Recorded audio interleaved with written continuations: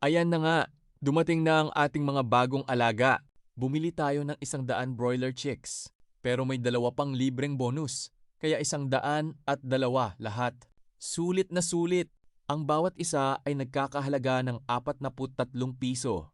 Nakakatuwang balikan na dati 20 sisiw lang ang kaya nating alagaan. Ngayon, medyo dumadami na.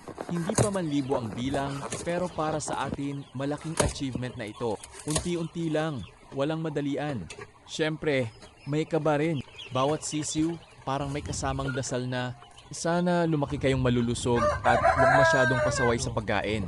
Huwag naman sanang ubusin ang patuka sa unang araw. Ang hiling lang natin ay maging malusog silang lahat. At pagpalain ang ating munting farming journey. Hindi man milyon ang tubo, basta may maayos na kita at tuloy-tuloy ang pag-unlad, panalo na tayo. Kung nagsisimula ka pa lang, tandaan mo, hindi kailangang malaki agad ang puhunan para makapagsimula. Ang mahalaga ay may sipag, tiyaga, tamang pag-aalaga, at tiwala sa Diyos. Baka tulad natin, mula sa 20 piraso, unti-unti ring lumaki ang iyong alaga. Samahan ninyo kami sa pagpapalaki ng 102 nating broiler chicks. Sana sa susunod nating update, mas malalaki na sila at may magandang balita tayong maibabahagi. Tara, simulan na natin ang panibagong farming journey.